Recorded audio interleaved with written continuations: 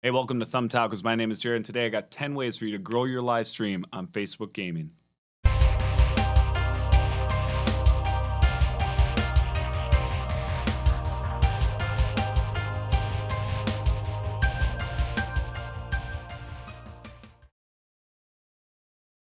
As always, I want to thank you guys for stopping by. If you find yourself plateaued right now and you're not finding any kind of growth or you're just starting out, these 10 tips are going to help you get some type of momentum to get things in the right direction.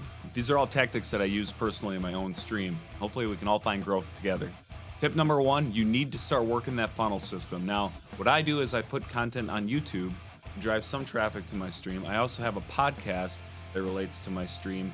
And then my stream also reflects back onto the other stuff that I have. The funnel system is designed to work in and out. You're driving traffic to your stream, but you're also bringing your stream traffic back to your outer things. When you watch the other content creators, you'll notice that they all do this too. They all have a YouTube channel. They all stream on Twitch or YouTube or Facebook, and they have their Instagram, their TikToks, and their shorts, and all the extra stuff to keep traffic going through this funnel system.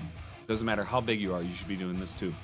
Tip number two, you need to start building a group that reflects on your own stream. If you're on Facebook Gaming, you should have a group based around the gameplay that you do or around the stream itself. And you should be driving people that like your stream over to the group because your group is like your backup plan.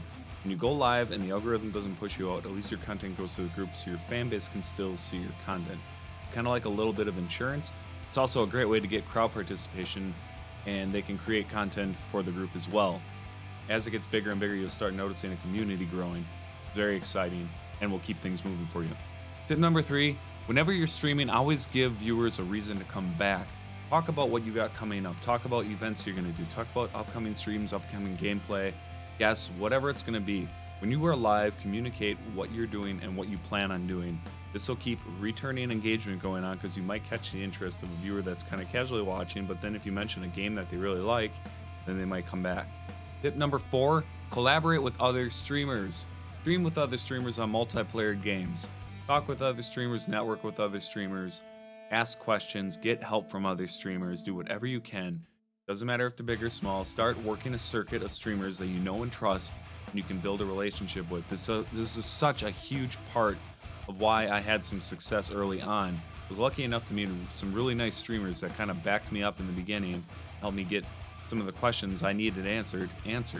Just remember, don't be shy. A lot of us are here to help, big or small, doesn't matter.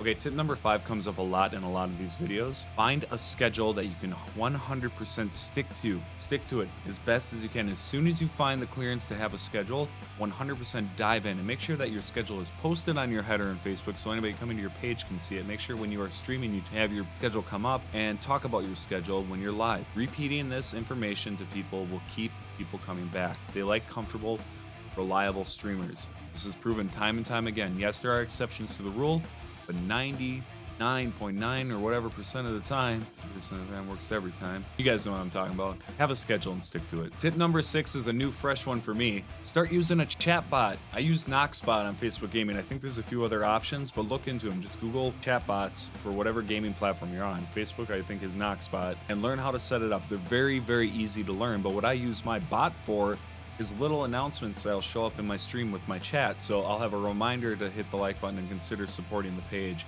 I'll have reminders of what games are coming up, and then it has custom commands where your chat can go in.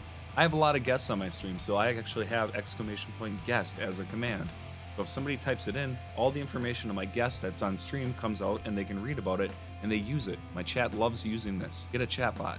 The link to the chatbot is in the description below. Okay, tip number 7 is very obvious, but not a lot of people do this. Watch other streamers. Watch them closely. Pay attention to big streamers, small streamers, streamers you like, and most importantly, watch streamers you don't like that have a lot of traction. You will start seeing through the fog and start understanding what they're doing that you are not doing. You can start implementing little tactics to get yourself being better. Most of this is just simply talking and being more engaging with your audience. Most popular streamers have some type of niche about them that makes them stand out amongst other streamers. Find those niches and start thinking about what are you going to do to bring value to this platform. And tip number 8 brings me back to working your chat. You have to spend a lot of time talking to your chat, whether they are there or not. You have to pretend viewership is there if they're not there, and if viewership is there, you got to talk your ass off to them. Now, if you want to reference if you're talking enough, I want you to watch one of your older streams and count Every time that you have 7 seconds or more of a gap in between you talking, you are not talking enough. On average, somebody will lose interest within you by 7 seconds. So make sure you're talking constantly, all the time. Ask questions, reflect off what your chat's saying, and do your best to keep it going. It's going to be very difficult in the beginning, but if you keep working at it, I promise you'll start catching your rhythm. Number 9 is surprisingly overlooked a lot. You need to find the best audio and video you can afford or get by with. Now, you don't have to have the best of the best and put your focus on your audio first. You have to have a decent microphone, because when people come in, if you sound like you're talking through a microphone and no one can hear you, they don't stick around. Headsets just aren't good enough 90% of the time. Some of them will work. 9 times out of 10, you're better off just spending like $100 on a USB microphone. There are very, very nice sounding USB microphones for $100. Or if you want to go the little more expensive route and customizable, go with an XLR and then get a good interface with a good preamp. Your microphone will sound that much better. Sometimes you have to have boosters too for them with phantom power.